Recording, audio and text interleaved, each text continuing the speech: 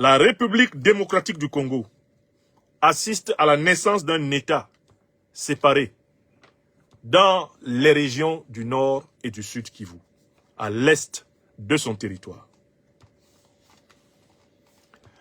C'est en lisant plusieurs dépêches de la presse occidentale, Reuters, l'AFP, la presse française, la presse belge, que je me suis rendu compte qu'à l'unanimité, et même conformément à plusieurs rapports de l'ONU, on constate un phénomène de fait, un phénomène incontestable.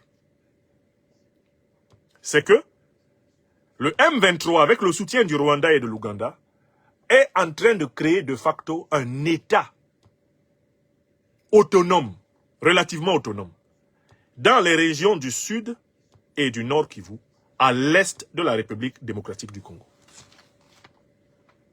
Je recommence l'information. L'ONU a révélé, les experts de l'Union européenne, les enquêtes journalistiques françaises, européennes, américaines, établissent en ce début d'année 2026 que de facto, le M23, c'est-à-dire le Rwanda et l'Ouganda, sont en train de créer un État tampon en territoire congolais, constitué des provinces du Nord et du Sud Kivu. Alors, la question qui se pose est la suivante. Ne nous a-t-on pas tambouriné les oreilles tout au long de l'année 2025 avec un prétendu accord de paix sous l'égide des États-Unis d'Amérique qu'auraient signé les parties rwandaises et congolaises afin de mettre un terme à l'occupation militaire du Nord et du Sud Kivu par les troupes rwando-ougandaises? Ne nous a-t-on pas tambouriné, bassiné, avec un prétendu accord d'exploitation coordonnée et consensuelle des ressources de la République démocratique du Congo, sous l'égide des États-Unis d'Amérique, avec le Rwanda et l'Ouganda, et dans la paix? Qui n'a pas assisté à la grande parade médiatico-diplomatique de la ministre des Affaires étrangères de la République congolaise, dont les pieds ne touchaient plus la terre, Madame Thérèse Kayikwamba Wagner? Qui n'a pas vu le numéro d'opérette, le numéro époustouflant de Madame Kayikwamba Wagner, qui se sentait appartenir désormais à l'éther? Elle n'était plus de la terre, mais de l'éther, aux côtés d'un Donald Trump ému et presque complètement amoureux d'elle,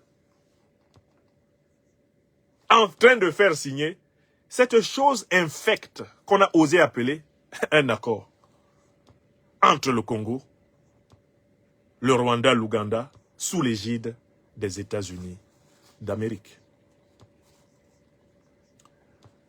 Congolaises, Congolais, Matondo Mingi, vous vous souviendrez que j'ai donné une analyse épluchée et détaillée du prétendu accord et que j'ai montré, texte à l'appui, que cet accord signifiait l'accaparement du sous-sol congolais par la Fédération nord-américaine et que c'est elle qui désormais parchargerait les richesses du Congo avec les Rwandais, les Ougandais et accessoirement les Congolais. Le texte est clair. L'exploitation des ressources naturelles du Congo se fera sous l'égide des États-Unis, en bonne entente avec les acteurs de la sous-région. C'est écrit, je cite presque de mémoire l'accord, qu'a osé signer ce véritable traître à la patrie de Lumumba, de Moulele, de Kabila Laurent Désiré, la patrie de Kimbangu Simon, à savoir Tshisekedi Félix. Il a apposé une signature de chef de l'État congolais à un accord que même le renégat suprême, le traître absolu de Mobutu, qui a pris 250 000 $ pour tuer Lumumba, la CIA a déclassifié les archives. Même Mobutu n'a pas signé un tel accord. Même Mobutu, au plus faible de sa maladie,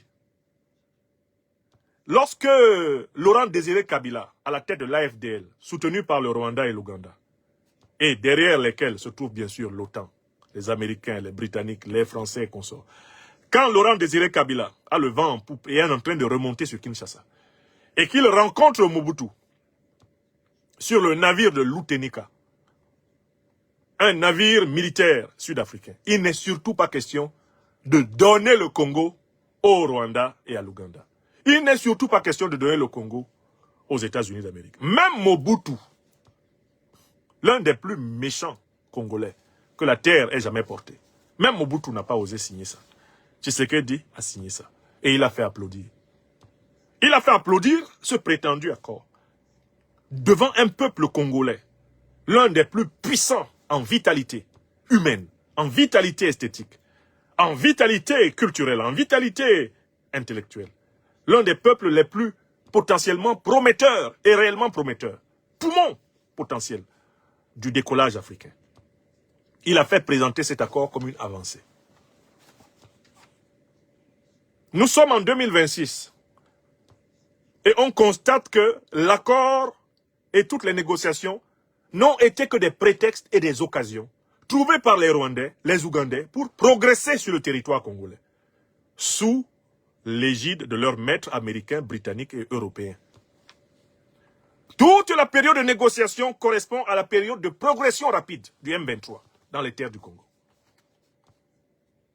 Maintenant, la presse occidentale évoque tranquillement, les experts politiques et même des dirigeants politiques occidentaux évoquent tranquillement l'émergence d'un État autonome dans le flanc est du Congo et qui serait constitué du sud et du nord Kivu, dans lesquels se trouvent des réserves faramineuses, des matières premières stratégiques que le Rwanda, l'Ouganda pillent en faveur des multinationales américaines, britanniques et occidentales.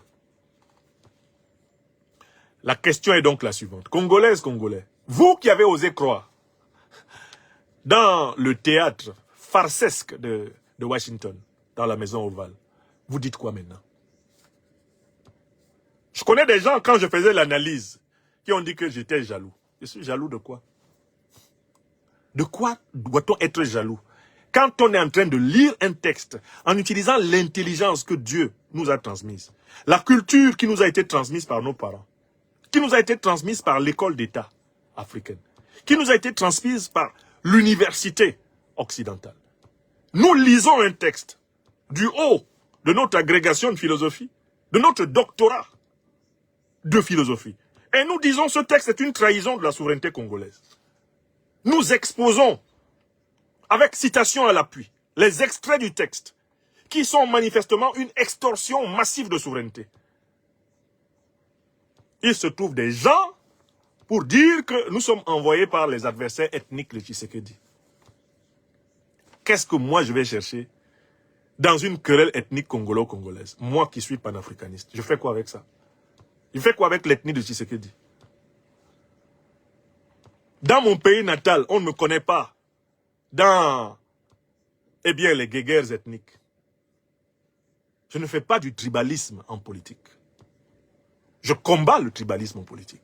Je suis panafricaniste. Quand j'expliquais ça, oh non, ce sont les gens de tel bord qui l'ont envoyé. Anecdote, un jour que je me promène à Bruxelles, je m'arrête dans une échoppe pour faire quelques courses. Je rencontre un frère congolais, je ne me souviens pas du nom. Je pense qu'on a fini par échanger d'ailleurs nos numéros de téléphone, mais je ne me souviens plus du nom. Qui m'apostrophe en me disant, mais vous êtes très dur. Il était en compagnie de sa femme. Sa femme m'a reconnu, parce que à travers les réseaux sociaux, il y a plus de gens qui me connaissent que de gens que je connais. Bon. Sa femme me reconnaît, on est dans les shops. Ah, c'est vous le professeur Nyamsi? Je dis oui, c'est moi. Et alors son mari vient me voir, on se salue et me dit, mais non, vraiment il faut qu'on se parle. Vous êtes très dur envers le président Tshisekedi. Hein, j'ai l'impression que vous êtes plutôt du côté des opposants à Tshisekedi. J'ai l'impression que vous lui en voulez, vous ne l'aimez pas, vous n'aimez pas les balouba. Ça t'affroule. Je lui ai dit, bon écoutez, mon cher frère, j'étais venu ici faire des courses pour rentrer rapidement à ma résidence, ici à Bruxelles. Mais ce que vous venez de dire m'oblige à faire un sacrifice. Je vous accorde 30 minutes en présence de votre femme. Vous me dites en quoi l'accord qui a été signé par votre patron, votre leader, Tshisekedi, avec Trump, à travers Kayikamba, Wagner, etc., avec Kagame, en quoi cet accord va sortir le Congo de la prédation qui se prépare? Et moi, je vous répondrai après. Vous avez 30 minutes de mon temps. Je ne parle pas pendant 30 minutes. Vous parlez. Et moi, je sors mon stylo, mon petit carnet, je vais noter vos arguments et je vais vous répondre. Est-ce que vous avez du temps? On s'installe à l'écart. On sort de la supérette. On cherche un coin, on s'assoit. On peut même commander une petite bière. Et moi, je me tais. Vous parlez pendant 30 minutes. J'ai 1 heure pour vous. Il me dit oui, faisons-le. On est allé. On a trouvé rapidement un petit bar à côté. On a commandé 2 pressions. Sa femme s'est assise. Et il a parlé pendant 30 minutes. Pour expliquer que, globalement, la thèse qu'il défendait, c'est que l'accord là était le moindre mal. Que si Tshisekedi ne faisait pas ça, on allait le tuer. Moi, je lui ai dit, moi, je ne vais pas me contenter de démontrer que ce que tu dis est faux, mais je vais sortir sur mon téléphone le texte de l'accord. Je vais lire des paragraphes. Ta femme se trouve être une personne lettrée, au moins aussi cultivée que toi. Bref, qui est capable de comprendre le sens des textes en français. Je vais lire des extraits. Moi, je ne vais pas argumenter. Je lis un extrait, je te demande d'expliquer. Et ta femme me dit ce qu'elle a compris de l'extrait, après ton explication. On a fait l'exercice. Moi, mes 30 minutes ont consisté, je lis un extrait de l'accord. On a vérifié que c'est le texte de l'accord. Je lis l'extrait. Je dis, explique à ta femme ce que ça veut dire. Il explique à sa femme. Ça veut dire que les États-Unis vont organiser le partage des richesses. Ils vont organiser le partage des richesses de la République démocratique du Congo en bonne entente avec les voisins. Sa femme lui dit, chérie, c'est pour ça que tu as apostrophé cet homme. Voilà comment une femme peut vous refuser en plein jour devant, devant un autre homme. La femme lui dit, chérie, depuis le temps que tu me bassines à la maison, en disant que le professeur Nyamsi déteste le président Tshisekedi, c'est pour venir maintenant toi-même m'expliquer que Tshisekedi a signé un accord qui donne notre pays aux États-Unis, pour que les États-Unis le partagent avec les Rwandais et les Ougandais. Chérie, c'est ce que tu me dis aujourd'hui à Bruxelles. Ça fait 2 ans que tu ne me laisses pas tranquille. Quand j'écoute les conférences du professeur, tu dis, oh non, c'est un haineux. C'est un haineux. Le voici devant toi. Je veux que tu démontres à ce monsieur que sa lecture de l'accord est fausse. Mon frère congolais l'a dit. Sa lecture de l'accord est vraie. Parce que c'est ce qui est écrit. Je ne peux pas nier ce qui est écrit. Sinon, ça veut dire que je suis allé à l'école pour rien. Sa femme lui a dit, ne perdons pas plus de temps au professeur. Peut-être même que ce soir, il a un direct pour instruire et éveiller les Africains. Pardon. On a trop pris de son temps. Chérie, laisse le monsieur s'y partir. Et à la maison, que je n'entende plus son nom dans ta bouche. N'importe comment. Parce que tu l'as eu face à toi, ici à Bruxelles. Et je t'ai vu petit. Petit. Donc tu soutiens Tshisekedi uniquement parce que c'est un louba comme toi, c'est tout. Moi-même, ta femme, je suis une louba. Mais je ne savais pas que tu soutenais Tshisekedi uniquement parce que nous sommes des loubas comme lui. J'ai pitié de nous, les Africains. J'ai pitié de nous, les Congolais. J'ai dit que la femme là a parlé comme si elle était habitée par le Saint-Esprit de toute l'Afrique. Elle l'a allumé pendant 5 minutes. C'est moi-même qui ai arraché mon frère des griffes de sa femme. Je dis, madame, je te demande pardon. Mon frère que voici était aveugle. Grâce à cette expérience, il commence à voir. D'autant plus que l'argument qui dit, s'il ne fait pas ça, on va le tuer. Les millions de Congolais qui sont assassinés chaque année par ces criminels mercenaires rwandais, avec la bénédiction des impérialistes occidentaux, les millions de Congolais qui sont assassinés, qui meurent chaque année, des conséquences des actes de ces gens-là. Qu'est-ce qu'ils ont fait? Est-ce qu'ils ont même fait un peu de politique pour qu'on les tue? Les femmes et les enfants qui crèvent dans les forêts congolaises, à l'instant où je parle, ils ont fait quelle politique pour qu'on les tue? Pour que un bourgeois rempli de champagne, de caviar, bourré de millions de dollars, tiré des caisses de l'État congolais, ne soit pas capable de se hisser à la dimension du sacrifice pour son pays et de mener une politique authentiquement nationaliste une politique révolutionnaire. Mais vous osez mettre sur le compte de la peur de la mort la politique que mène Tshisekedi, au lieu d'y voir la lâcheté la plus vile dont un être humain soit capable. Je tenais à vous rapporter cette expérience incroyable à Bruxelles. Les interlocuteurs, s'ils suivent cette émission, ils s'en souviendront. Peut-être même qu'ils donneront eux-mêmes le témoignage. Parce que depuis lors, je suis convaincu qu'ils ont compris la gravité. Ce couple-là, et surtout le mari, a compris la gravité de ce qui se passe au Congo. À partir de cette petite expérience. Lisons l'accord. Je dis maintenant, j'ai 3 extraits de l'accord à lire. Je lis, tu expliques. Quand je me rends compte que il y a peut-être le sens d'un mot qui semble t'avoir échappé, je reviens expliquer que le mot là veut dire que... Non, le type a correctement expliqué. Et pour finir, il m'a dit qu'il me demande pardon parce qu'il n'avait pas lu l'accord. Ouais, Matondo Mingi, Congo. Congo mien, Matondo Mingi. Le monsieur là, il n'avait pas lu l'accord. C'est-à-dire que tu es un Congolais. Un Congolais lettré. Tu es un Congolais qui a un niveau d'études. C'est un monsieur de niveau bac plus 5 au moins. Niveau master. Il n'avait pas lu l'accord. Sa femme non plus d'ailleurs. Ils n'avaient pas lu l'accord. Ils sont Congolais. Il y a quand même un minimum, non? Quand on nous a envoyés à l'école et qu'il y a quelque chose de très important, une décision très importante qui est prise par notre pays ou sur notre pays, nous qui sommes donc les lettrés, quel est notre rôle? On peut mener une enquête parmi les Congolais de bac plus 5. On va trouver que la majorité n'a pas lu l'accord. La majorité n'est pas au courant que Tshisekedi a signé ce que Trump est en train de demander à Delcy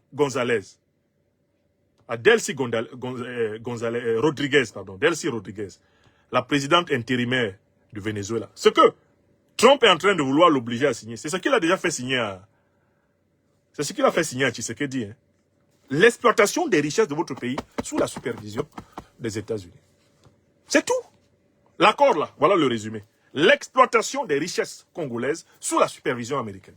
Avec une préemption des États-Unis sur tout le sous-sol congolais. Voilà l'accord. Et non content d'avoir signé, d'avoir fait signer cet accord infect au président de la République démocratique du Congo, Trump et ses alliés européens laissent le M23 s'emparer du territoire. C'est-à-dire que tout ce qui va rester des richesses du Congo, notamment donc des richesses du Kivu, c'est l'accord.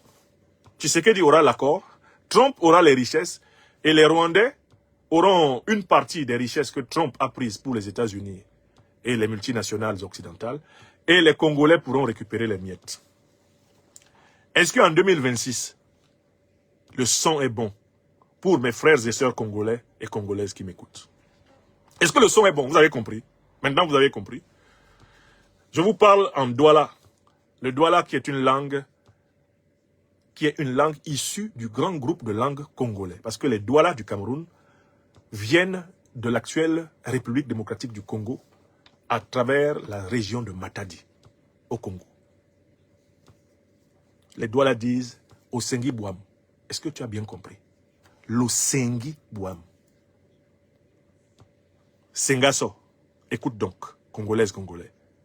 Ton pays a été officiellement vendu par un accord signé par ton président actuel et sa ministre des Affaires étrangères à Washington.